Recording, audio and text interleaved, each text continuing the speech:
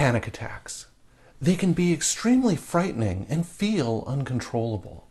In this video, I'm going to be talking about one powerful tool that you can use to stop panic attacks.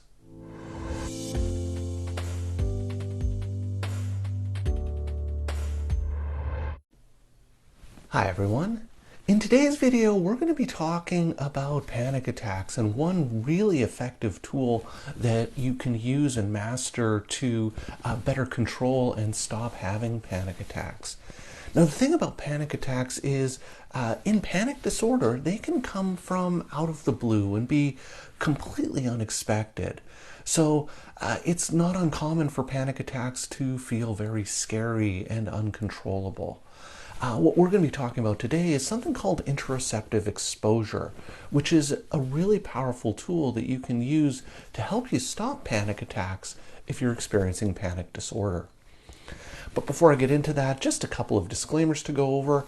I'm a registered psychologist in the province of British Columbia, Canada, and this video is for informational purposes only. It is not intended as a substitute or replacement for advice from your doctor or mental health professional. Now, with those things out of the way, let's start talking about interoceptive exposure. Now, I've done some previous videos where I've talked about the fear of fear model of panic. Now, one of the things about panic disorder is it's really important to understand why panic attacks happen in panic disorder. And at the core, panic attacks are caused by catastrophic misinterpretations of normal physical sensations. So people with panic disorder tend to be highly sensitive and scared of physical sensations that are associated with anxiety. So when they feel some of these sensations, they interpret them as, uh-oh. They have these uh-oh thoughts. Uh-oh, what if something bad is happening? And that results in the person hurrying up or tensing up, which just increases the intensity of the physical sensation and causes a panic attack. And so you enter what we call this fear of fear cycle that really drives and fuels panic attacks. So what interoceptive exposure is, what it does is it breaks the connection between the physical sensations that people often experience with anxiety and the uh-oh thoughts. And the way interoceptive exposure works is that it breaks this link by repeatedly bringing on the feared physical sensations in controlled ways so that you can learn what they feel like and learn how to interpret them as less scary. So essentially, you stop responding to these physical sensations with the uh-oh thoughts. Now, the thing is, with interoceptive exposure, when you bring on these physical sensations, they're going to lead to anxiety, at least at first. But the goal of interoceptive exposure is to change the way you think about the physical sensations. So rather than thinking, oh my goodness, what's happening? Uh-oh, something bad is happening when I start to feel these physical sensations. Interoceptive exposure teaches me ways of coping with the anxiety by reminding myself of various things, like I know what these sensations are. I've gotten used to these sensations. I don't need to do anything about them. Essentially, what interoceptive exposure is doing is letting you take almost like what I refer to as a mental snapshot or a mental picture of what these physical sensations feel like. You experience the physical sensations and you become really familiar or know exactly what they feel like. And so by doing this, you get used to having the physical sensations outside of the context of a panic attack. So when you have the physical sensations, your first reaction isn't, what is this? What's going on? Something terrible's happening. It's replaced with thoughts like, I know what this is familiar, it's not scary or dangerous. So the idea of interoceptive exposure is to think about the physical sensations that you typically experience in a panic attack and to try to target those physical sensations by bringing them on in various different ways. And so there's lots of different things that you can do in interoceptive exposure to bring on the different physical sensations depending on what you experience during a panic attack. So I'm going to talk about a whole bunch of these, and these are things that you can try if you're experiencing panic attacks, depending, again, on the physical sensations that you experience during a panic attack. So if you don't experience some of the physical sensations that I'm going to be talking about in terms of the different types of interoceptive exposure, there's no point in doing those.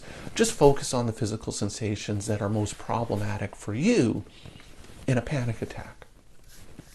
So one thing you can do if you experience a lot of dizziness in panic attacks is you can spin around in a chair. So you get a spinny chair and then just sit in the chair and start to spin around. The idea is that this brings on that sensation of dizziness, which people will sometimes experience in a panic attack. And so you spin and spin and spin until you start to feel really dizzy.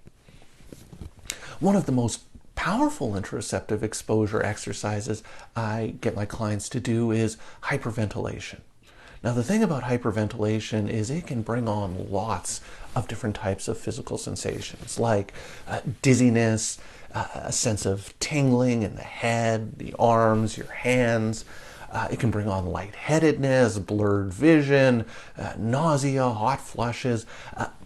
Hyperventilation is actually a really good interoceptive exposure exercise because it brings on so many different types of physical sensations that people will experience in a panic attack. If you have a sensation during a panic attack of not being able to get enough air, one thing you can do is straw breathing. And so the idea is to get a straw, not like a really big straw like they use for like bubble tea, but a small straw, or even those coffee stirrers that are really kind of tiny. And the idea is you plug your nose and you breathe through the straw. And what this can do is it can bring on a sensation of restricted breathing, or a feeling like you're not getting enough air. If one of the things you experience during a panic attack is kind of that sensation of your heart is pounding, or a sense of breathlessness or heavy legs, what you can do is run in place, and run in place for like 90 seconds. The idea is to kick your knees up as high as you can, really getting your heart going for about 60 to 90 seconds, and then you stop suddenly. And that stopping suddenly, what it does is it prevents you from really getting used to your body used to the physical sensations. And so what you're left with when you stop is your heart. You can feel your heart really pounding, your legs can feel really heavy, and you can feel short of breath. For people who experience spots or blurred vision or concentration problems, what you can do is stare at a light. So you stare at a light for about a minute, and then try to do something like read a short paragraph. And what you'll notice is that your vision's a little bit blurry, or you'll see kind of spots or fuzziness, and it's really difficult to concentrate if you're trying to read. If you get the sensation during a panic attack of your throat closing, or difficulty sort of swallowing, almost like you're choking, what you can do to simulate this is to put a tie around your neck and tighten it up, or swallow repeatedly, or do both. You tie a tie around your neck and swallow repeatedly. What this will do is it will make it feel like your throat's closing in, or that it's hard for you to get that choking sensation. Another way of simulating lightheadedness or getting a sense of flushness or head pressure is you can put your head between your knees for a minute and then lift your head up quickly. And this will stimulate that sensation of kind of lightheadedness or sort of a feeling of flushness or pressurization in your face. In a panic attack, if you feel a lot of chest tightness or chest pain, what you can do, interlock your fingers, put them behind your head, and stretch your elbows back. And while you're doing this, try to take a lot of sort of chest breaths. And what you'll notice is that it can cause this sensation of chest pain, and it can cause a real sense of tightness, almost like your lungs can't expand because your chest is so tight. For people who experience a lot of kind of hot flushes or feeling really warm during a panic attack, what you can do is put on lots of clothes or lots of jackets and then turn up the heat. And this can bring on that sensation of, wow, I'm feeling really hot, I'm feeling really flushed. So lots of things that you can do to simulate or bring on the different physical sensations that you might experience in a panic attack. So the way you do interoceptive exposure, so you have a sense of how to simulate some of these physical sensations. How do you actually do the interoceptive exposure? Well, the idea is to pick whichever interoceptive exposure exercise you want to do, and to do the exercise for 30 seconds to a minute and a half, depending on which exercise that you're doing. And so the idea is to bring on the physical sensation as intensely as you can, intensely as you can manage. The idea is to make that physical sensation as strong as possible. And so once you have that physical sensations, once you're feeling it, the idea is to stop doing the exercise, and I get my clients to make 3 ratings on a scale of 0 to 10. So the first rating is, how intense are the physical sensations on a scale from 0 to 10, where 0 is no intensity at all, don't feel it intensely at all, and 10 is the physical sensation is really, really strong. Second rating is, how much anxiety do I have in this moment right now? Like, I've just stopped doing the interoceptive exposure. I have these physical sensations. How anxious am I? Where 0 is no anxiety at all, 10 is extreme anxiety. And the third rating is, how similar are these physical sensations that I'm experiencing right now to what I experience during a panic attack? Again, on a scale from 0 to 10, where 0 is not at all similar to 10 is, this feels a lot like the physical sensations that I experience during a panic attack. And so I get people to track these ratings for each of the interoceptive exposure exercises that they do. And so I'll post a link to a monitoring sheet that you can use in the description below, so you can just download that and use that if you want to try out this interoceptive exposure.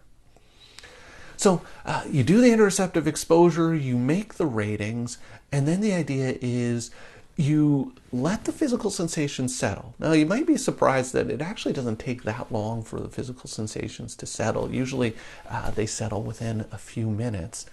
And then once they've settled, the idea is you do the interoceptive exposure exercise again. So if you're hyperventilating, you hyperventilate again for 20 to 30 to 45 seconds, however long you need to take to bring on the sensation strongly. You make the ratings and you repeat it. And so what I get my clients to do is to repeat these interoceptive exposure exercises 4 times a day, and to do this on a daily basis. So the idea is you're taking probably about 10-15 minutes. You do your hyperventilation the first time. You make your 3 ratings. The physical sensations settle.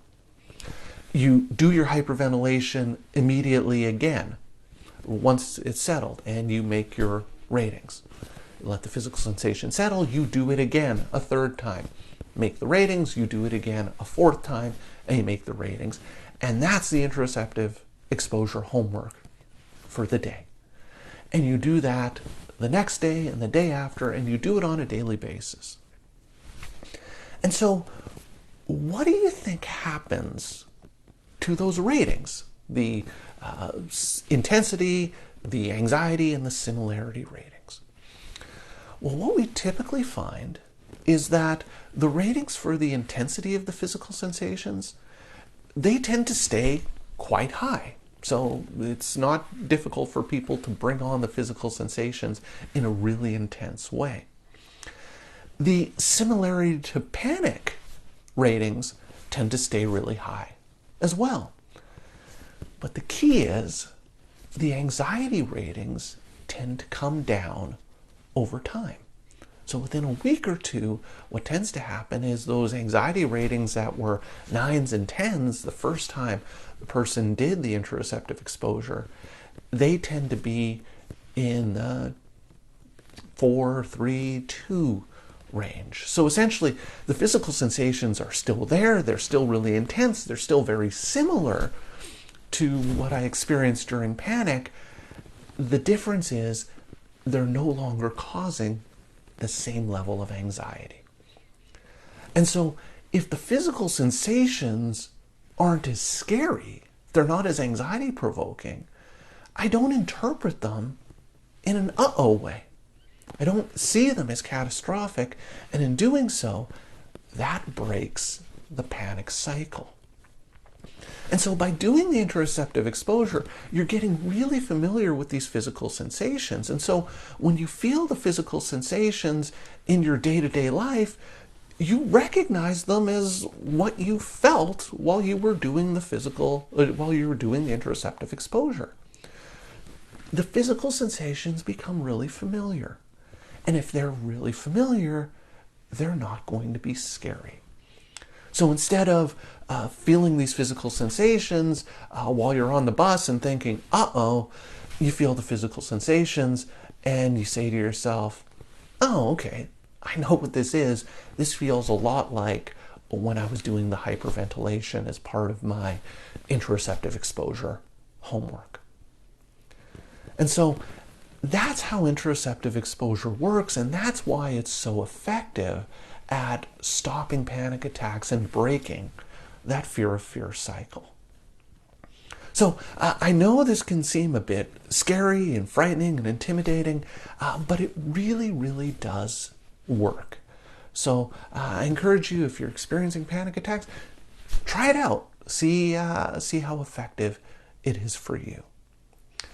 So I hope that makes sense. I would love to hear your comments and thoughts about this. So please leave me some comments in the comment section down below. If you're enjoying my videos and would like to see more, please hit that subscribe button and notification bell, and you'll be alerted every week when I post a new video. So that's all for today's video. As always, thank you for making it all the way to the end of this video, and I will see you in the next one.